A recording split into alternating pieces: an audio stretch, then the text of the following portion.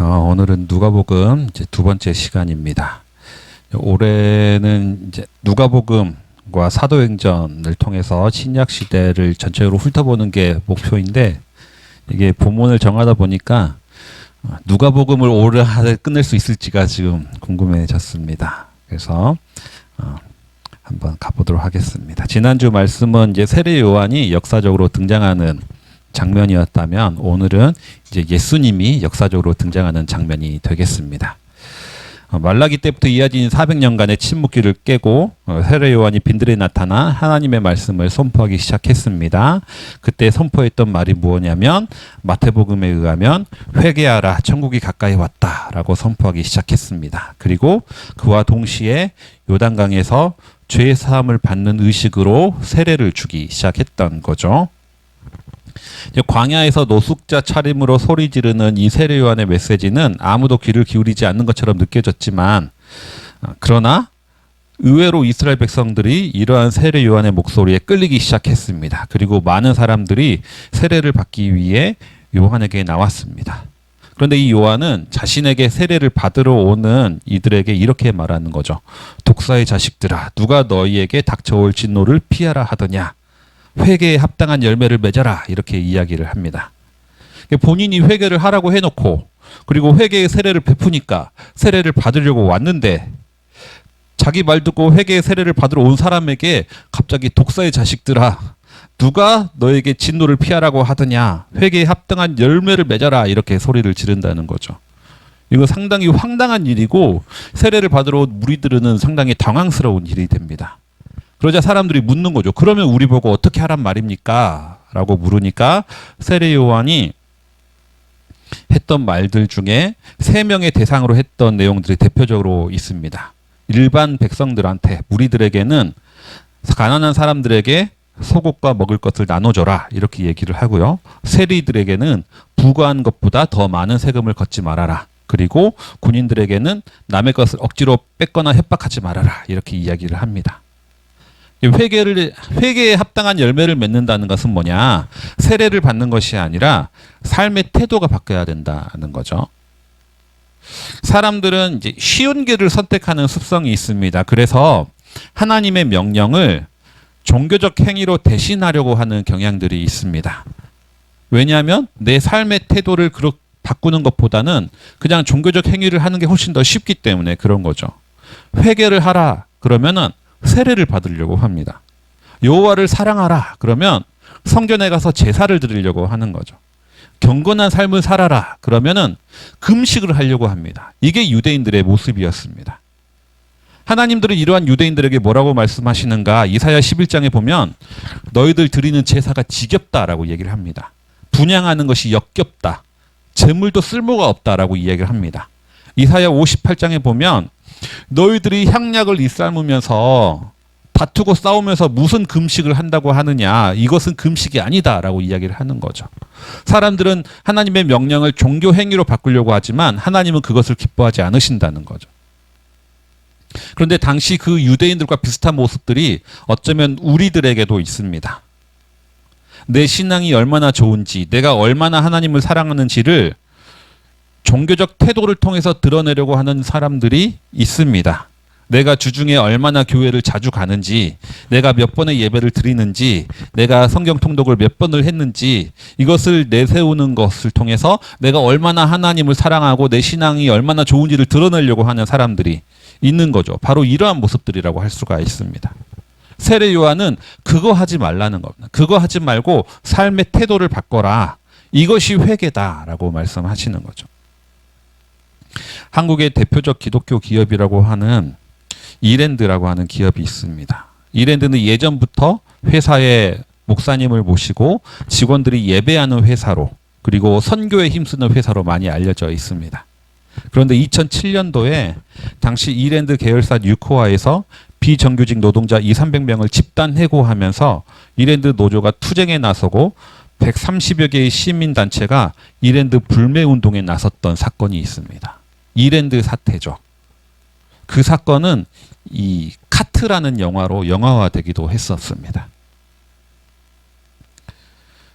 2016년에는 외식업 계열사인 이랜드 파크에서 아르바이트 4만 명의 임금 총 83억 원을 체불한 것이 적발되어 드러나기도 했습니다. 이러면서 회사 안에서는 그 당시만 하더라도 공식적으로 월요일마다 예배를 드렸던 곳이 이랜드 회사입니다. 예배하는 회사였습니다. 아마 이 직원 예배는 지금은 없어진 걸로 알려졌습니다. 이 당시 이런 사건이 있을 때마다 이랜드에 이런 사태가 일어날 때마다 수많은 안티 기독교인들이 생성됐습니다. 그리고 기독교인들은 뭐라고 했느냐? 차라리 기독교 기업이라고 안 했으면 좋겠다. 그런 얘기를 했던 거죠. 굳이 이랜드를 예로 들지 않더라도 교회 다니는 청년들 사이에서는 대부분 기독교 방송국이나 기독교를 표방하는 회사는 웬만하면 입사하지 말라고 합니다. 왜냐하면 노동력 착취하는 곳이 많기 때문에 그런 것이죠. 세례 요한이 지적하는 것이 이겁니다. 회개한다고 하면서 세례 받으면 전부라고 생각하지 말라는 겁니다. 삶이 변화되어야 된다는 거죠. 남의 것을 빼앗고 남을 속이고 제 이속만 챙기면서 세례를 받는 것은 아무런 의미가 없다라는 겁니다. 세례 요한은 세례를 베풀면서도 이런 메시지를 선포했던 거죠. 그리고 많은 유대인들이 이 세례 요한에 찾아와 세례를 받았습니다. 그리고 그 중에 누가 있느냐? 예수님도 있는 거죠. 예수님은 세례 요한에게 세례를 받고 나서 하나님의 음성을 듣는 것이 오늘 본문입니다. 그런데 누가복음이 다른 복음서와 다른 점이 하나 있습니다. 누가복음은 예수님이 세례 받는 것 기사 이전에 어떤 사건을 하나 배치하고 있는데 그것이 뭐냐면 세례 요한이 헤롯에게 체포된 사건을 먼저 기록을 하고 있습니다. 즉 예수님이 세례 받기 이전에 세례 요한이 체포되었다 그러고 사건을 이렇게 나열하고 구성하고 있다는 거죠. 물론 이 기록은 누가가 시간적인 순서대로 기록한 것은 아닙니다. 누가는 의도적으로 세례 요한의 사역과 예수님의 사역을 구분하려고 한 겁니다. 그래서 세례 요한이 철저하게 예수님을 준비하는 사람으로서만 역할만 감당하게 하는 거죠. 뿐만 아니라 세례 요한까지를 어떤 구약 시대로 이렇게 딱 구분을 하고 예수님부터 새로운 시대로 구분을 하려고 이렇게 이야기를 배치한 겁니다. 이것은 이제 마태복음과는 전혀 정반대의 시각인 거죠. 마태복음은 세례 요한과 예수님이 같은 메시지를 선포했다고 얘기를 하거든요. 둘 사이의 연속성을 강조했다면 누가복음은 완전히 둘 사이를 구분하려고 했다는 겁니다. 예수님부터 새로운 시대가 시작되었다라고 강조하는 것이 누가복음입니다. 그런데 그건 알겠는데 그렇다면 예수님이 세례 받기 이전에 세례 요한의 체포를 써놨다면 그럼 예수님은 누구한테 세례를 받았다는 말입니까? 이게 문제가 되지 않을까요? 하지만 누가에게는 이게 전혀 문제가 되지 않았습니다. 누가에게 이 사건은 예수님이 세례 요한에게 세례를 받은 사건이 아니기 때문입니다. 누가에게 이 사건은 예수님이 하나님께로부터 아들로 인정받는 사건이었습니다. 누가는 예수님이 하나님으로부터 세례를 받은 사건이라고 기록을 하고 있는 거죠. 그것은 세례 요한에게 세례를 받은 것이 아니라는 뜻은 아닙니다. 그것은 역사적인 사실입니다. 하지만 누가에게는 그게 중요하지 않았다는 거죠. 다른 복음서에서 예수님의 세례는 그분의 예수님의 겸손함을 드러낸 사건이라면 누가에게 있어서 예수님의 세례는 예수님과 하나님과의 관계를 드러내는 사건이 되는 겁니다. 기독교 안에 해묵은 논쟁 중에 하나가 성례전의 효력은 어디서 오는가라는 논쟁이 있습니다. 우리가 성례전이라고 하면은 세례나 성찬이나 이런 것들을 성례전이라고 하는데 이 성례전의 효력은 어디서 오는가라는 논쟁이 있었습니다. 안수받거나 할 때 로마의 황제 중에 가장 기독교를 심하게 박해했던 사람이 디오클레티아누스라는 황제가 있습니다. 자신의 정권 말기에 전국 불안을 타개하기 위해서 황제 숭배를 대대적으로 선포하고 이 303년부터 서기 303년부터 기독교를 대대적으로 박해했습니다. 이 박해 기간 동안 수많은 순교자들이 생겼고요. 그리고 끝까지 견디고 살아남은 사람들도 있었지만 그 박해를 견디다 못해 배교한 사람들도 있었습니다. 근데 박해가 끝나고 나니까 기독교 안에 이제 많은 논쟁들이 일어난 겁니다. 그 중에 가장 큰 논쟁이 뭐냐면 인효론과 사효론 사효론이라고 하는 논쟁입니다. 인효론과 사효론. 인효론은 이 성례전의 효력이 사람에게서 온다라는 것이 인효론입니다. 사효론은 성례전의 효력이 그 사건으로부터 온다라는 게 사효론이죠. 그 당시 아프리카의 카르타고라고 하는 곳에서 새로운 감독을 선출했는데 이 선출할 때 안수했던 3명 중에 1명이 과거의 대박해 때 배교자였던 거죠. 그래서 배교자에게 안수받은 이 사람을 감독으로 인정할 수 있느냐, 이것에 대한 논쟁이 일어난 겁니다. 인효론과 사효론의 논쟁인 거죠. 안수하는 사람이 누구냐에 따라 효력이 있다, 인효론이고, 안수하는 행위와 절차가 그냥 적법하다면 효력이 있다, 사효론인 거죠. 후에 유럽 교회는 이 두 개의 논쟁 중에 사효론을 정식적으로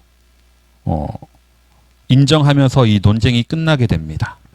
그래서 어거스틴은 뭐라고 했느냐면 후에 베드로의 세례와 가론 유다의 세례는 둘 다 똑같다라고 얘기를 했습니다. 세례와 안수의 권위는 안수하는 사람에게 있는 것이 아니라 하나님과 교회 전통에 있다. 이게 어거스틴의 말인 거죠. 그런데 이 종교개혁 이후에 또 다른 논쟁이 불거집니다. 이거를 뭐냐면 신효론과 은효론의 논쟁입니다. 그 당시 카톨릭은 사효론이 이제 자리를 잡게 되었는데 종교개혁자들은 이 카톨릭의 사효론에 반대하면서 단순히 절차와 형식만 맞다고 해서 효력이 있는 것이 아니다. 세례를 받으면 세례를 받는 사람의 믿음의 고백이 있어야 된다라고 얘기를 하는 겁니다. 이게 믿을 신자를 써서 신효론이 되는 거죠. 이 신효론을 극단적으로 주장하는 사람들이 생겨나기 시작했는데 이들이 재세례파라고 부릅니다. 이 재세례파가 특별히 문제로 삼았던 것이 뭐냐면 믿음이 없이 받는 세례는 효과가 없기 때문에 유아 세례를 문제로 삼았습니다. 왜냐하면 그 어린아이가 믿음의 고백을 할 수가 없는데 어떻게 세례를 줄 수 있느냐. 이게 재세례파의 논제인 거죠. 그러니까 유아 세례를 받은 사람은 다시 세례를 받아야 된다 하니까 재세례파가 되는 겁니다. 이에 대해서 루터와 칼빈은 이 신효론에 반대하면서 은효론을 주장했습니다. 세례의 효과는 사람의 믿음에 있는 것이 아니라 하나님의 전적인 은혜에 있다. 이것이 은효론인 거죠. 그래서 우리는 이제 은효론 안에서 이제 성례전을 집례하는 개신교가 되는 겁니다. 그런데도 불구하고 한국교회는 아직도 신효론도 아니고 고대의 인효론적 사고에 머물러 있는 분들이 많이 있습니다. 누구에게 세례를 받느냐가 중요한 거죠. 누구에게 기도를 받느냐가 중요하다라는 겁니다. 내가 어떤 목사님에게 세례를 받았는데, 내가 어떤 목사님한테 안수를 받았는데, 내가 그 목사님을 떠난다는 것은 내 신앙을 버리는 듯한 느낌을 갖는 분들이 많이 있습니다. 그래서 후에 그 목사님이 세습을 하든 비리를 저지르든 때로는 더 심한 범죄를 했다 해도 그래도 내가 그 목사님이 나한테 세례 준 목사님인데, 그래도 그 목사님이 나 장로로 세워줬는데 하면서 충성하는 모습들을 보이는 분들이 한국교회에 많이 있습니다. 인효론적 사고를 아직까지 갖고 있는 거죠. 다 아는데, 그분이 잘못하고 변질된 것도 다 아는데 그래도 내가 그 목사님이 안수해서 병이 나았는데, 이런 거죠. 그래도 그분이 기도해줘서 우리가 아들을 낳았는데 어떻게 우리가 그분을 배신하느냐. 하나님의 은총이라고 생각하지 않고 이 사람의 기도 때문에 받았다라고 생각을 하는 거죠. 인효론적 사고로 살아가는 이들이 우리 가운데 많이 있습니다.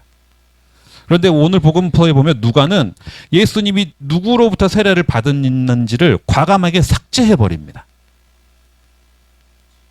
예수님의 세례 장면에서 하이라이트는 세례를 받는 장면이 아니라 성령의 비둘기 같은 임재와 하나님의 음성을 들리는 장면이 하이라이트가 되는 겁니다. 이거를 누가는 강조하고 있는 거죠. 어떤 음성이 들리느냐? 이는 내 사랑하는 아들이다. 내가 너를 좋아한다. 개역개정에서는 내가 너를 기뻐한다 라고 돼 있죠. 내가 너를 좋아한다는 약간 가볍게 느껴지긴 한데 하나님이 너 좋아해 이러는 건 좀 그렇긴 하지만 이건 버젓이 누가가 기록하고 있는 예수님의 이것이 누가가 기록하고 있는 예수님의 세례의 의미라는 거죠. 예수님의 세례가 하나님의 은총이라는 겁니다. 이것처럼 우리가 받는 은혜도 마찬가지인 겁니다. 마지막으로 우리가 기억해야 될 것은 예수님이 하나님의 음성을 들을 때 그때 예수님은 그 어떤 사역도 시작하기 전이라는 겁니다. 예수님이 뭔가 하나님이 기뻐하실 만한 일을 한 것은 하나도 없습니다. 지금. 예수님이 무슨 병자를 고쳤다거나 복음을 전했다거나 십자가를 지었다거나 하는 이런 사역을 전혀 시작조차 하지 않았습니다. 심지어 사탄의 시험도 받기 전입니다. 그런데 하나님은 예수님을 사랑하는 아들이요 기뻐한다라고 말씀하신다는 거죠. 하나님이 그분의 자녀를 기뻐하는 이유는 뭔가 만족할 만한 성과를 이루었기 때문이 아니라 뭔가 열매를 맺었기 때문이 아니라 그냥 하나님이 그분이 아버지시기 때문인 겁니다. 그분의 성품이 사랑이시기 때문인 거죠. 오늘 말씀은 예수님이 하나님께 이러한 음성을 듣는 것을 통해서 하나님은 우리도 이렇게 사랑하시고 기뻐하신다라는 것을 보여줍니다. 우리도 뭔가 하나님을 위해서 뭐 헌신했고 수고했기 때문에 우리를 사랑하는 것이 아닙니다. 우리가 선하고 도덕적으로 살았기 때문에 하나님이 우리를 사랑하는 것이 아니라는 거죠. 우리가 사회적으로 뭐 성공해서 하나님께 영광을 돌렸기 때문에 하나님의 사랑을 받는 것이 아닙니다. 그냥 우리가 하나님의 자녀로 받아들여졌다는 그 사실 하나만으로 우리는 하나님의 사랑받는 자녀가 되고 그분의 기쁨이 됩니다. 그렇기 때문에 하나님의 사랑을 얻기 위해서 우리는 너무 애쓸 필요가 없다는 겁니다. 영적 성장이라는 것은 하나님의 사랑을 적게 받다가 점점 더 많이 받게 되는 것이 아니라 이미 풍족하게 베풀어 주시는 하나님의 사랑을 하나하나 깨달아가는 과정이 영적 성장이라는 겁니다. 자녀가 조금씩 성장해 나갈수록 부모의 사랑을 깨닫는 것처럼 그리스도인은 성장해 갈수록 당연하게 느껴지는 것에서 하나님의 사랑과 은혜를 더 쉽게 발견하게 되는 겁니다. 오늘 말씀 마무리하겠습니다. 오늘 말씀을 통해서 깨닫게 되는 것을 정리해 보면 첫째는 하나님이 우리에게 원하시는 것은 종교 행위가 아니라 삶이라는 거죠. 세례 요한이 말하는 회개란 세례를 받는 것이 아니라 이전과 다른 삶을 사는 것입니다. 그래서 어떤 목사님이 페북에 이런 글을 남겼더라고요. 우리에게 필요한 것은 신앙생활이 아니라 생활신앙이다. 이렇게 이야기를. 둘째로 우리가 깨닫게 되는 것은 우리에게 은혜를 베푸시는 분은 사람이 아니라 하나님이라는 거죠. 누가가 예수님의 세례 기사를 통해서 알려주는 것은 예수님은 세례 요한에게 세례를 받은 것이 아니라 하나님의 은총을 누린 사건이라는 겁니다. 우리의 신앙 여정 중에 많은 사람들의 협력과 조력이나 가르침을 받았을 겁니다. 하지만 결국은 하나님이 베푸신 은혜입니다. 그렇기 때문에 사람을 너무 추정할 필요도 없고 사람 때문에 너무 실망할 필요도 없는 거죠. 셋째로 우리가 말씀을 통해 깨닫는 것은 하나님은 우리가 아무것도 이루지 않았다 하더라도 그분의 자녀라는 것 하나만으로 우리를 사랑하시고 기뻐하신다는 겁니다. 그렇기 때문에 우리의 영적 여정은 하나님의 사랑을 받기 위함이 아니라 이미 받은 그분의 사랑을 깨닫는 과정이 됩니다. 이제 이 시간 주신 말씀 기억하시면서 내일을 바라오며 기도 함께 침묵으로 드리겠습니다. 기도하겠습니다.